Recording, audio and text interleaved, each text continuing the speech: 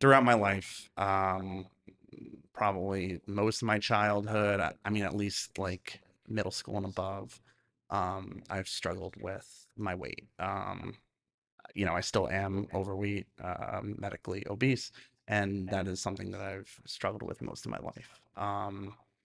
I've struggled with my relationship with food. I definitely, um, guess I would say I self-medicate with food. I look at it as comfort, as a source of pleasure.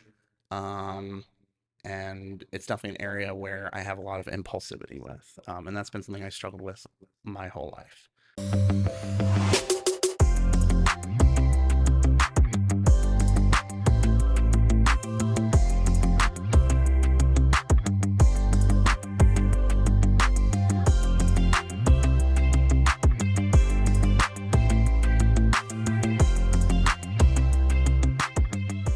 Hey, welcome back to the Better Fitness Proof podcast. I'm your host, Matt April, and today I'm here with one of our amazing members, Mitch. Hello, everybody. Mitch, can you say hi to everybody and then introduce yourself and tell us a little bit about Hi, you? everybody. I'm Mitch. I've been a member here at Been on Better since November. So that's like, what, 7 months now. And I'm 28 years old, and I work in supply chain management. Uh, yeah. Perfect. So let's talk about what the biggest win for you has been, maybe recently or overall, that captured everyone's attention, and then we'll go all the way back through the story of what brings you to the current time.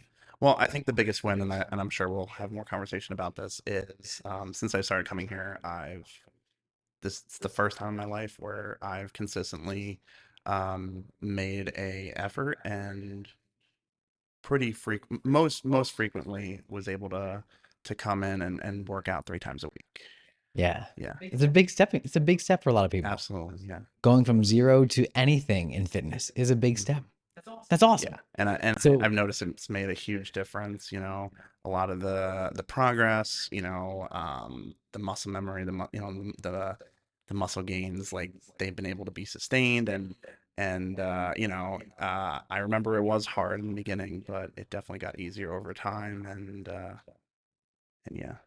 that's perfect. So tell me, so now let's talk about for you with physical fitness and everything, what was one of the biggest strength wins or gains or things that you've noticed for yourself in terms of your health, your physical health? Yeah, I mean, there's been things I've accomplished over the last few months that I've never accomplished before, or at least Like not in a what? long, long, Like long what? Give time. me an example. I Give me an example. mean, when I came in here, I either did less than a handful of actual push-ups, or it might have just been knee push-ups, and now I can do. I mean, I think a few weeks ago I did at least 20, like On your on feet. my feet. Yeah, Yeah, push-ups. dude. Yeah, that's Uh, huge. That's huge. And I could, Over just a span of a few and if months. you asked if I would imagine that I was going to be able to do that in November, I probably would not have. So it's amazing. That is so amazing. Good. So, with your fitness and with like the push-ups, for example, that is a great measurement of progress. Going from needing to resort to being on your knees for a little more stability to Mhm. now all the way up to on your toes and going over more than just a few, like 20 push-ups in one time. That's fantastic. Mhm. And I know that you've experienced how we do progressions of every 3 months we do our testing. So, what are some other big memorable moments, if you can recall? Maybe not the specific numbers, but the specific improvements that you've made in that realm. I mean, all sorts. I mean, when we talk about all the functional movements that we do here, I mean, there's been huge progress in all of them that I've done here, and being able to do them and improving my form and upping my weight in all of them. Gosh, I walked in here and we were talking about deadlifts and RDLs, and I was like, I don't even know what those are. I don't even know how to do them. And now and now like I know what it's all about, and not only do I understand the benefit, but like, yeah, I mean, it's been a huge improvement, and wherever I go from here, like those are movements that I want to incorporate into my exercise program.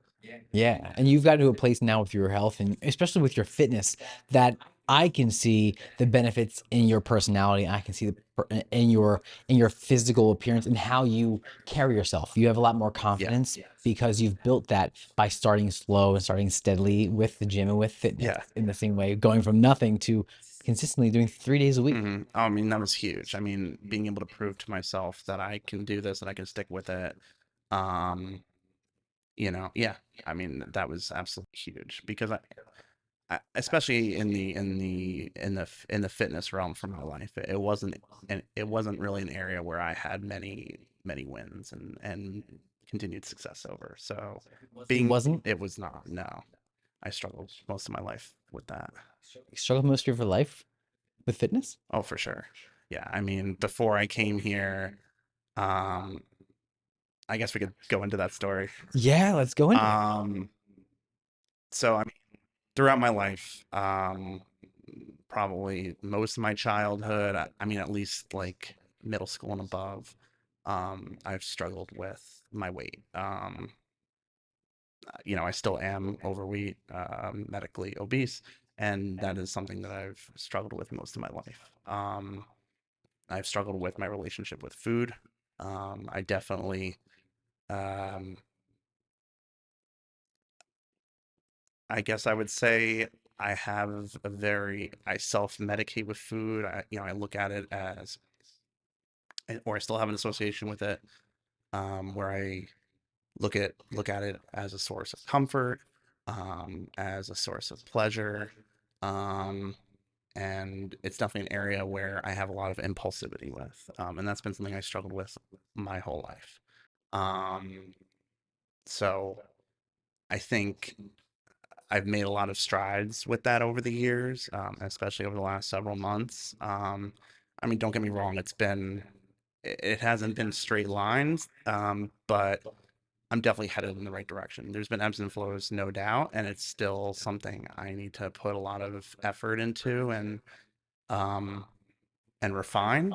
But you know, I, even though maybe some of what the scale tells me, like it's not exactly where I would want to be, I definitely am happy or I'm pleased with where I am now, and I would not want to go back to where I was before November, before I started coming here.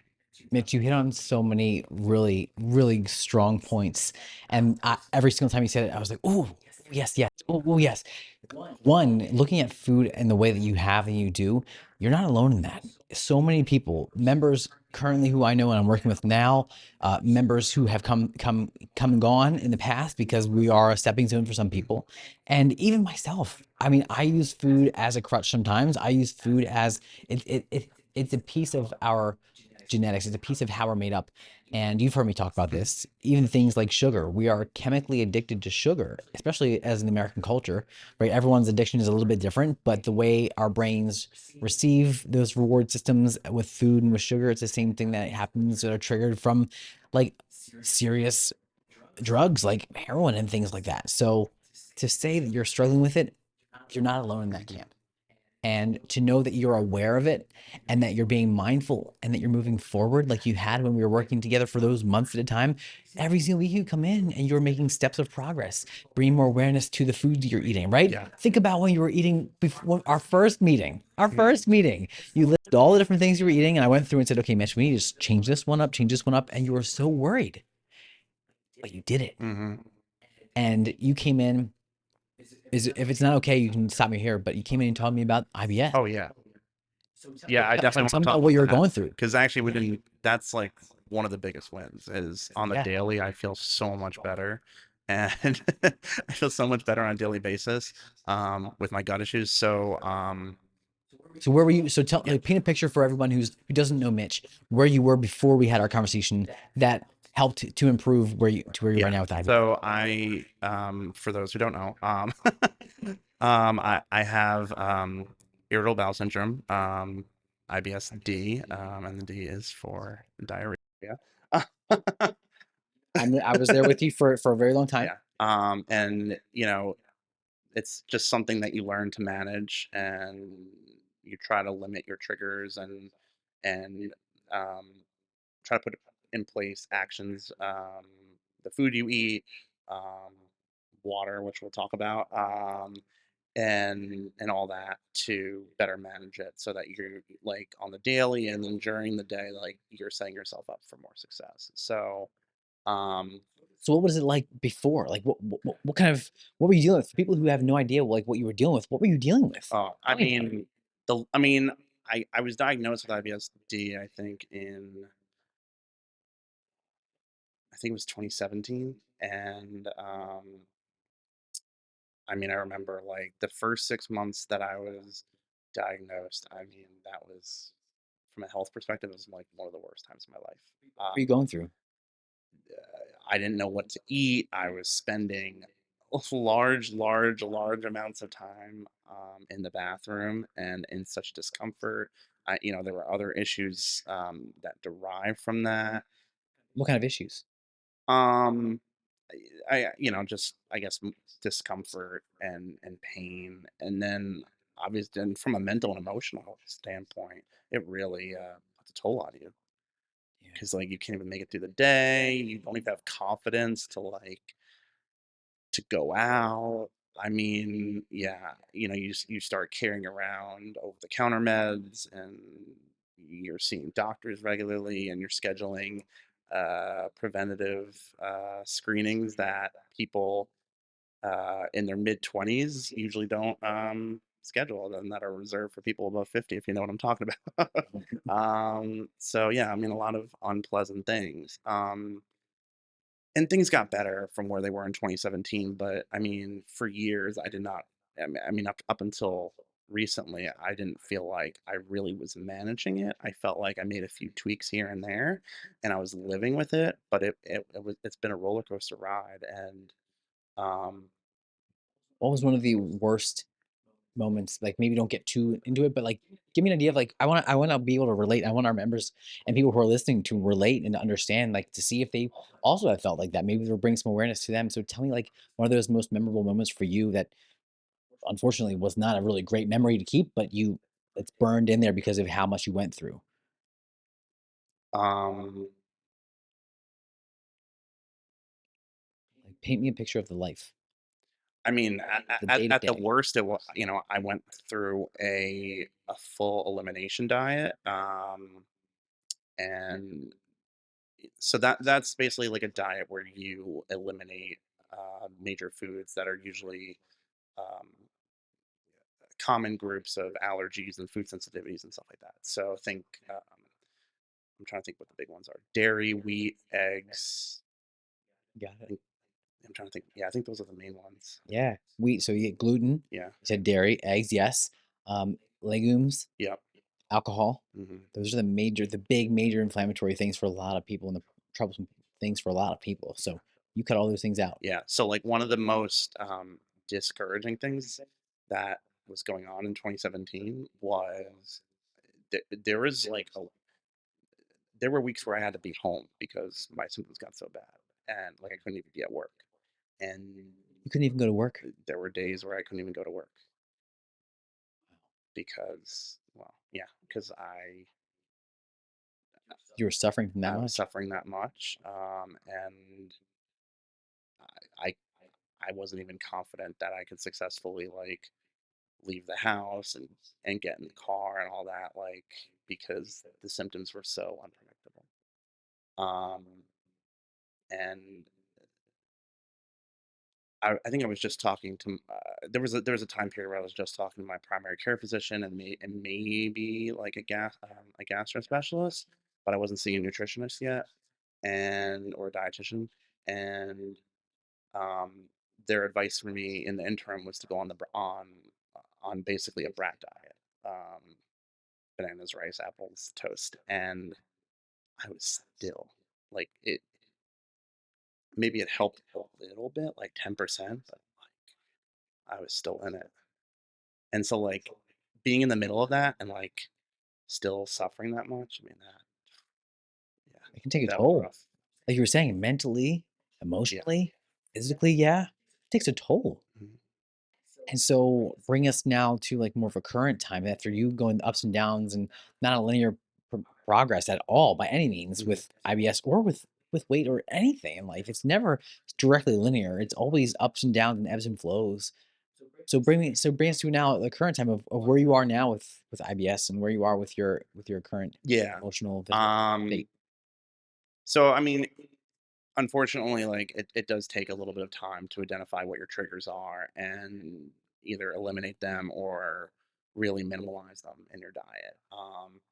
And there's some things that um, they're not super well known, and once you figure that out, they make a huge difference. This is actually before I started here, but um, maybe a few years ago, I started seeing a nutritionist and who specialized in IBS, and the first thing that they told me was you need to like either el- um, really cut down or eliminate sugar alcohols from your diet because those just really flare up.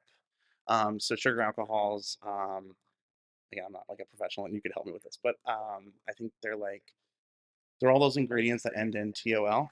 Yeah, So think yeah. about like sorbitol, xylitol, Erythritol. Yeah, erythritol, you got it. all those. So Bunch of talls. yeah, and one of the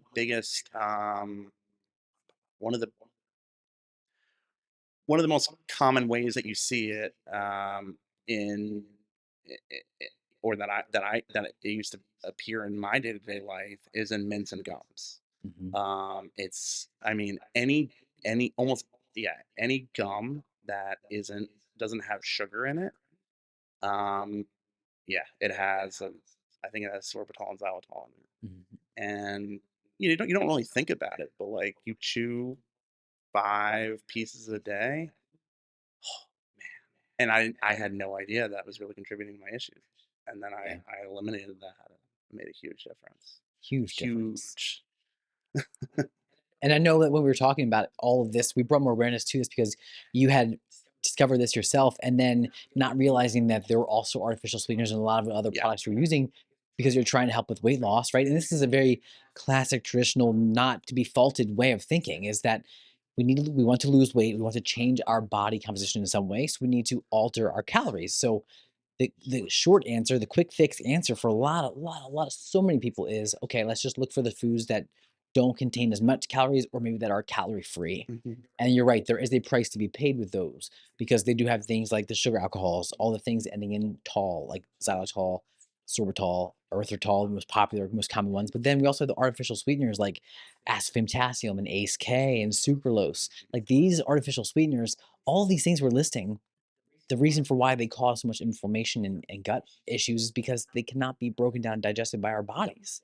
So they just build up over time. And yes, eventually they pass, but it takes a while to get through. And so in that inflammation, when there's more inflammation, it then causes this trigger effects of everything that you've gone through, Mitch, Absolutely. and you've suffered through. Yeah. But I remember having this conversation and interrupt me if you recall you want to tell a story, but Sure. we were sitting down and I asked you about all the foods you're eating. I looked through them all, and that's when I was like, okay, let's remove this one because you told me about the IBS. I said, Mhm. let's just take this one out. Let's take this one out. Take this one out. Take this one out.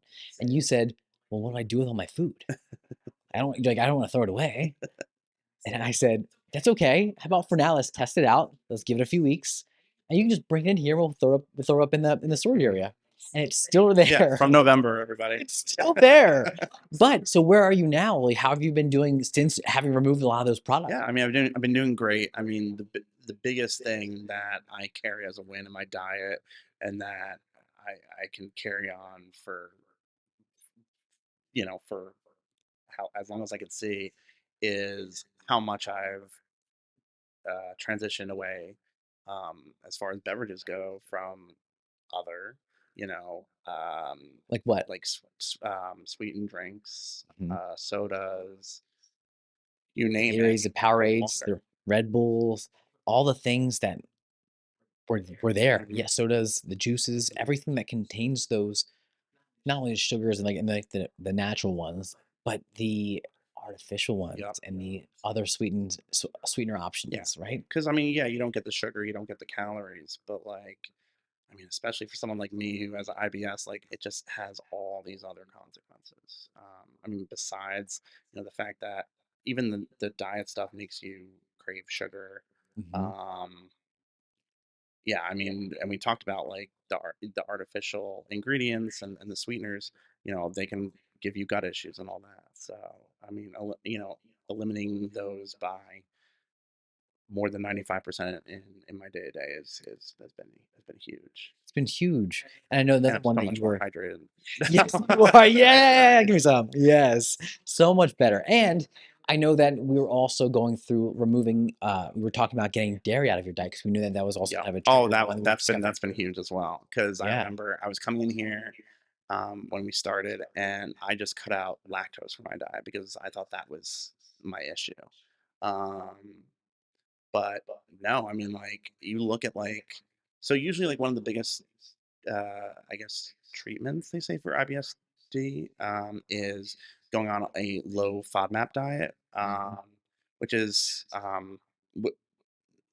FODMAP is an acronym that stands for like the different food groups that are usually big triggers for the IBS, and one of those is dairy. And right, yeah, Yeah. Yep. okay. Doing great. And I don't know, I just listen. I make this joke to people all the time. I love dairy. My body doesn't. Yes. Yeah. Me too. I'm right there with So you. it's really hard. It was really hard to cut it out from my diet. And I didn't want, and I honestly, I don't think I wanted to think of it as a possibility or admit that I need to take it out of my diet, but I really did. And Matt actually really helped me. He's like, you know, I think I came in for a nutrition meeting and I was just making excuses. I was like, I don't want to cut it out. Like, can I just like have a little bit? You're like, no. You're like, no, just try it for a week. Let's see how you do. Or maybe it was 2 weeks. But either way, like I felt so much better, and I was like, dang, dang, Yes. I didn't want to cut it out. But Yes, this is more living than than it was before. So like it's absolutely worth it it is. That oh, because it just cascades to everything else in life. oh, Mitch, that was beautiful. Yes. Say that again. Say summarize everything you just said. It was so Oh good. man, I gotta remember. It was so good. The fact that you made that small change that you weren't quite ready to do, but yet you knew there were benefits for it. So you talked about dairy being that thing Yeah. where you love dairy, but your body doesn't love it. Uh-huh. So you talked about how like every time you come in, there was like, well, I'll cut this out, but I still want to have this little thing. I want to cut most of it out, but I'll still have this. Yeah. And I was like, no, just go all in. Yeah. Go all in for like 1 week. Just give it a shot. And you did. Mhm. And that 1 week turned into another week and then turned into another week. And now you're practically dairy free, which is Yeah. awesome.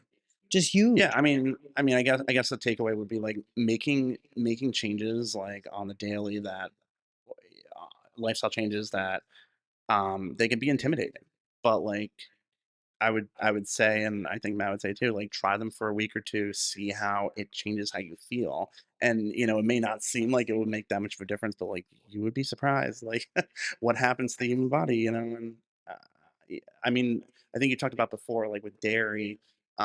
Sometimes it's not an immediate effect. It's like a lingering. It could be a lingering effect, like with the inflammation or just like gut health. It could just stay with you for more than a day, more than a few days. So cutting it out of your diet, eventually, like it really just it changes how you feel, and it really cuts down on all that ill effects over I'm so proud of you. time.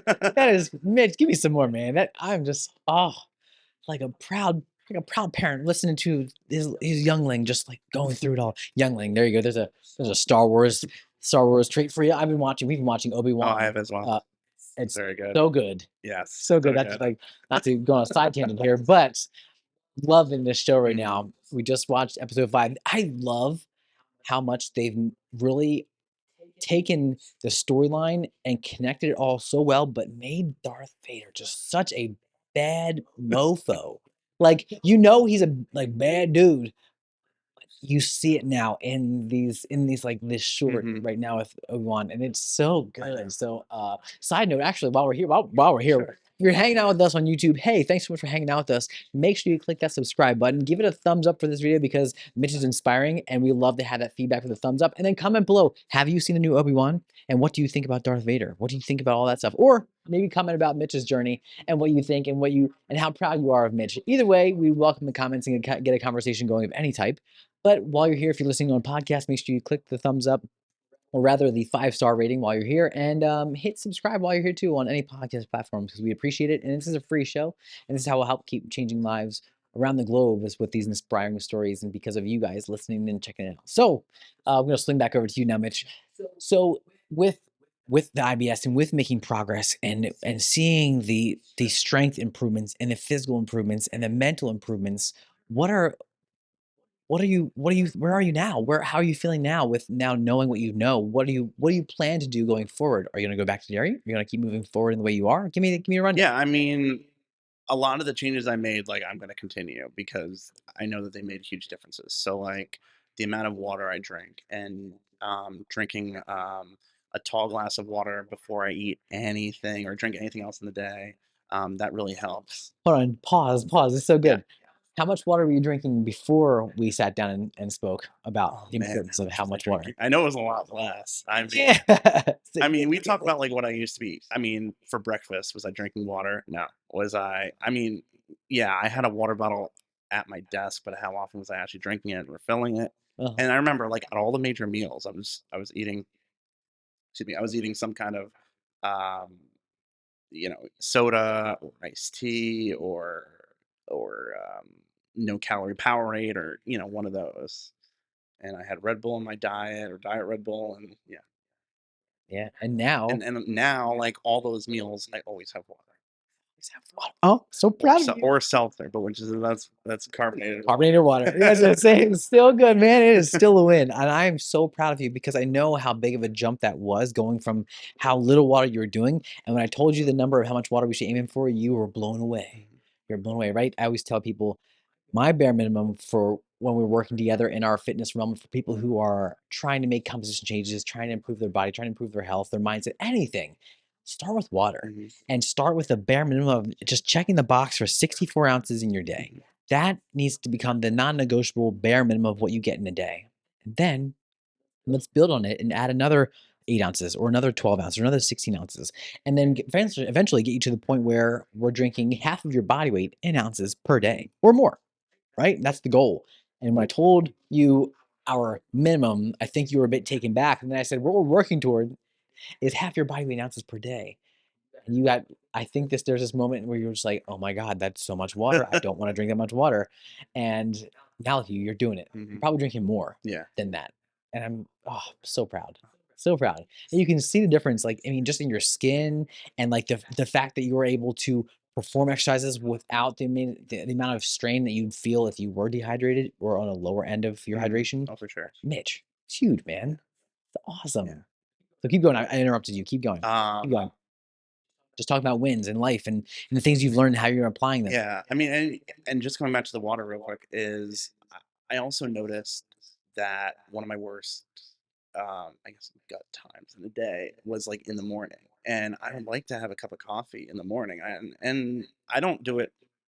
It varies day to day. Like, if I'm not tired, I actually try to cut out coffee because I actually caffeine, I think, is a trigger for me, but it's not one of my worst triggers. So, like, I try to manage it. And but I've noticed, like, instead of having coffee first thing in the morning, if I have the water first, it kind of helps calm things down a little bit too. So that's made a huge difference. It's huge, man. You're right. Coffee is well, caffeine being that it's in coffee, coffee makes it a diuretic, so Hmm. it's going to help move things along. And if your systems aren't primed and ready and operating at their best capacity, right, with better hydration, Hmm. then you're right. It can be a trigger for you, especially because it's naturally already a diuretic. So it's going to just enhance what's going to actually already happen. So when you're better hydrated, when you're choosing better food options, it helps and now allow you to have that cup of coffee in the morning without feeling the stress and strain that you would have felt prior Hmm. without the water and the better options for your foods. I'm just, oh man. So like, now without being dairy, so what do you put in your coffee? So now I put non-dairy, creamer and milk in it. So, like, I'll How's it have going? unsweetened almond milk, and I'll throw in like a silk almond creamer as well. And then if it's not sweet enough, I'll throw in a packet of stevia, but just regular stevia. They're actually, in case you people didn't know, if you have IBS, it's important to read labels. One of the um, stevia distributors, they actually throw a sugar alcohol in there with the stevia. So Whoa. I have to, like, just buy like the regular stevia. Note it.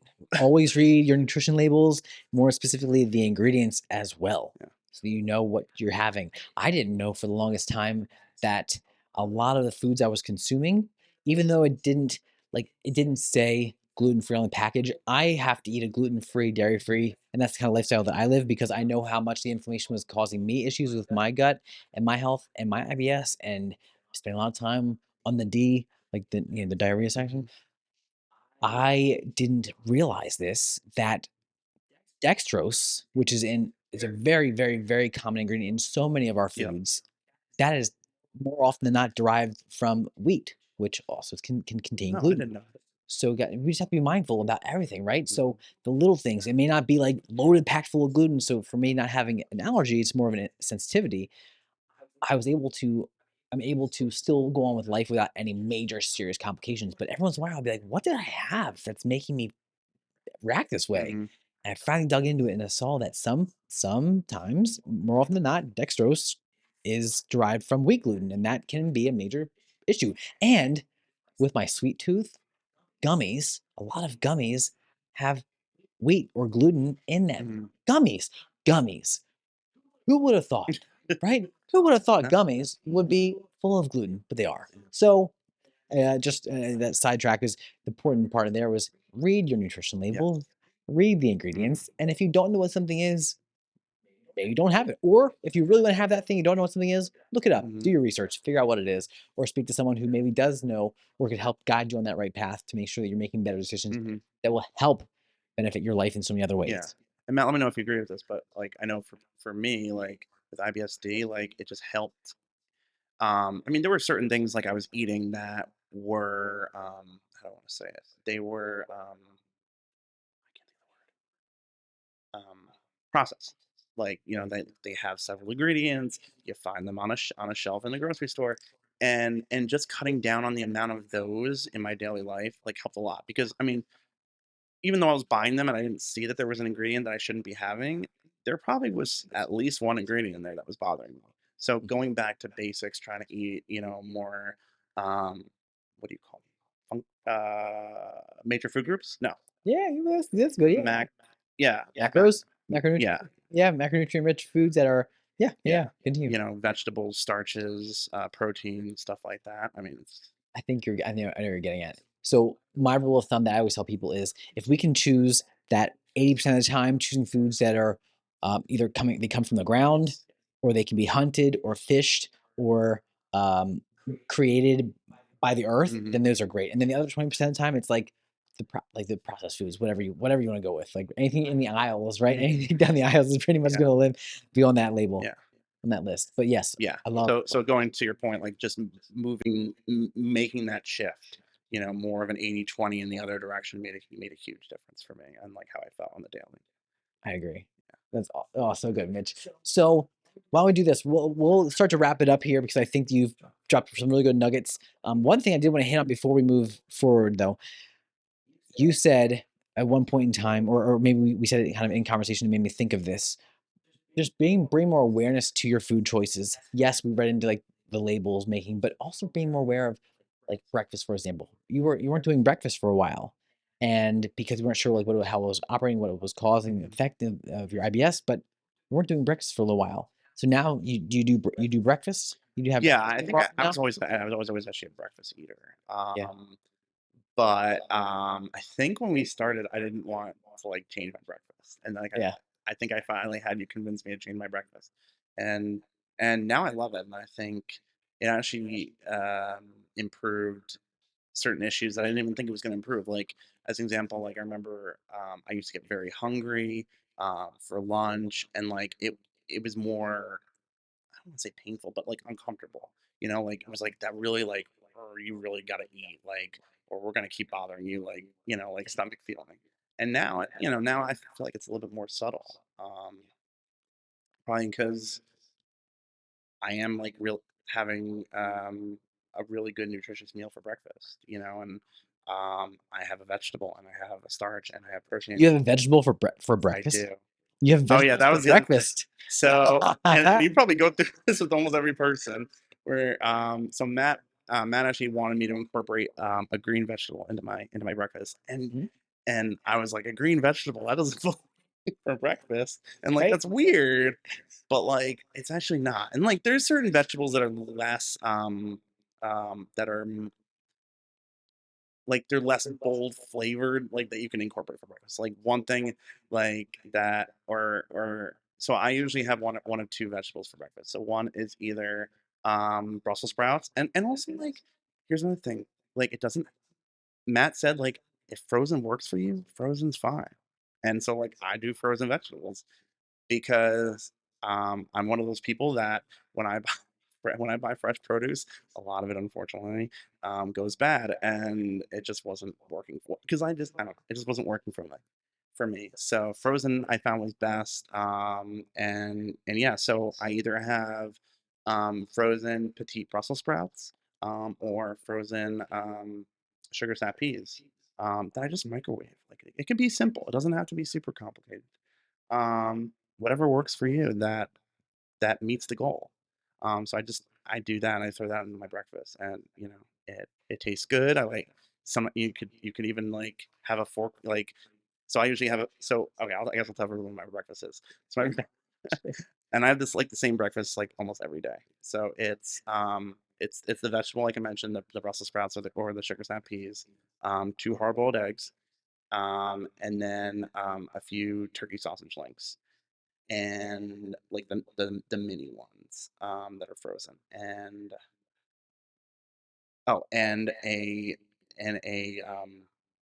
a small russet potato that I microwave And the water, and the water of and course, sometimes coffee. yeah, and sometimes coffee. It's so good though, Mitch. Like that's so great because you have so the macronutrient profile here, right? So not only are you checking the box for the Yeah, micronutrients to help make sure that you're getting all the balanced things that we're missing in our diet, so with the yeah, vegetables, but you're getting the vegetables, so you're getting more fiber in your day to start off your day. So no matter what else happens in the rest of your day, you're starting with a great, and then no matter what else happens, doesn't matter, right? You have your breakfast at least getting some vegetables there. mhm, You're having eggs, proteins and fats, great source, complete protein by the way, and then you're getting the sausage links, which is also another great addition to your protein and your fat count, which is mhm, awesome. It's going to help with your satiety levels, make sure you're staying full for a longer period of time. And then the potato, it's great. Like what a great starchy carbohydrate that is jam packed full of great nutrients. No matter what the potato is, the fact that you're doing that for breakfast as a whole span, you're getting all the macronutrients covered. You're getting fiber. You're getting micronutrients. I'm just so proud of you. Thank you. thanks man, So proud of you. It's freaking yeah, awesome. Awesome. Awesome. Awesome. yeah. Oh, awesome. Was there anything else you want to add in before I ask you my final question? I don't know, but like just going on to that, like when it comes to nutrition, it doesn't have to be complicated. I remember I asked Matt when, it, I actually probably asked him a few times during our meetings. I was like, "Oh, do I need to like know and have a repertoire of like 50, 100 recipes?" And he said, "No, like if you like something like doesn't like and it's good for you, like you can have it every day. Like there's no rule that says you can't." Or, Yes. so you can rotate the same old foods and if something simple works for you, that's fine. Like keep it going. Like do what works for you. Oh, take notes from the man himself. That was fantastic, Mitch. That was fantastic. Okay. So, final questions as we wrap things up here. What I want you to think about what you would say to someone who's in your position, someone who's suffering from a physical limitation, something that like IBS, right? Something like that that is not necessarily an injury, but something that is holding them back, that is holding them back from the progress they want to make with their fitness, with their health. Maybe it's holding them back emotionally. Maybe it's holding them back mentally. Maybe all those boxes are being checked. And it's holding them back. What would you say to that person who was on the edge? Like, I know I need to make a change, but I'm not ready to remove dairy. I'm not ready to start eating vegetables for breakfast. I'm not ready to do all these things because of how many other amazing, crazy things in my life could go wrong or could go right.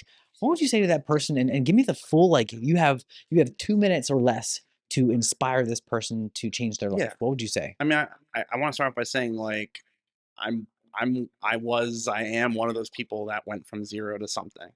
I was from the couch.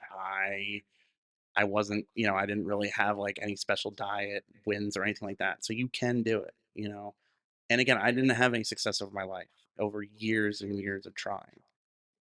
But it's never too late to start, and you can always make progress. The most important thing that Matt talks about, and that's absolutely true, is making small changes that you can repeat and you can hold yourself accountable to over time, and that's what makes the changes.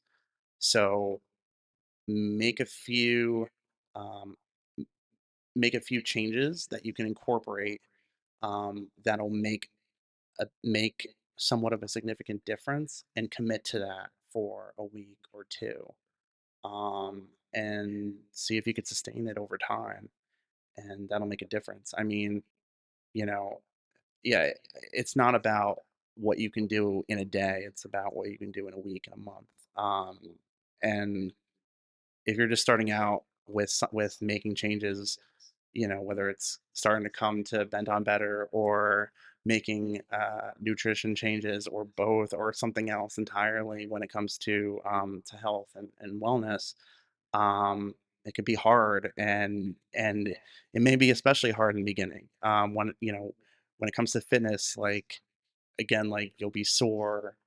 A lot of the exercises will be hard and uncomfortable. Some of them will be uncomfortable, but they get easier over time. And especially if you're focusing on like good form and all that, it'll really pay off in the end. When it comes to nutrition, um, you may really miss some of the foods that you cut out, um, or something like that. But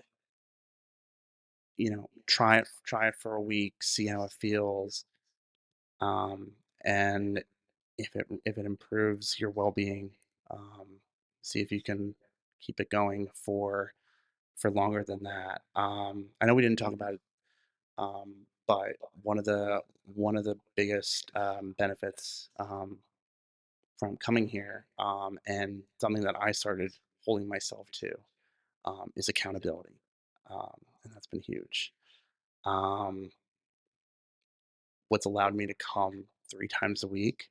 Um, I did eventually like make a commitment to myself, but in the beginning, it was, holding a commitment to you, and also the other coaches, and saying, I'll be here 3 times a week, and knowing that you have this amazing community behind you, that want to see you here, and want to see you succeed, and will help you, um, get through the challenges and the obstacles. Um, and Yeah, I mean, it's just amazing. I remember I started here and I was like, "Oh, I feel this," and oh my god, my back like is so sore today. And like, they'll say, "Hey," they'll give you some tips, and they'll give you some exercises, and they work. And then you're good to go, and you can come back the next day and kick butt. Love it. I mean, that was so great. Give me some more, man. Give me some. Oh, that's fantastic. And you're right. And everything you just said, I would summarize it in just by saying that discomfort the is the proof that growth is happening. Mhm, And if you are someone in health, in fitness, in nutrition, in trying to improve your life in some way, it will get uncomfortable. There will be discomfort along that journey. There will be ups and downs, there will be ebbs and flows, but it's the consistency that wins over time. It is giving yourself the okay pass to say, it's okay to not do my best today as long as I stay consistent moving forward. And that is how we truly see growth and development and progress, changes and results, because that is what it takes. It takes getting comfortable with being uncomfortable mhm. and knowing that that discomfort is leading to growth. And you can keep doing it. And if you can do it, Mitch, I know that you can do it. If you're listening or watching, I know that everyone can do it. Oh, for sure. Like I said, people, like, I've failed at so many fitness and nutrition things over the years, and I wasn't sure if I was ever going to succeed, and I didn't, like, I mean, when it came to exercise, I was doing nothing. So like, again, you can go from zero to something. You just gotta believe in yourself, and not to sound cliche, but kind of trust the process a little bit. For all you Sixers fans, and yeah, and just try to stick with it for as long as you can, and just yeah, and you'll be surprised what the results will be. Perfect. That's so great. Well, Mitch, let's wrap it up and say Thank you so much for hanging out with us. Mitch, thanks for being here. I appreciate it. If you haven't already done so, make sure you click the subscribe button, give us a thumbs up on this video, and we will see you again next time. Thanks, everybody. Bye.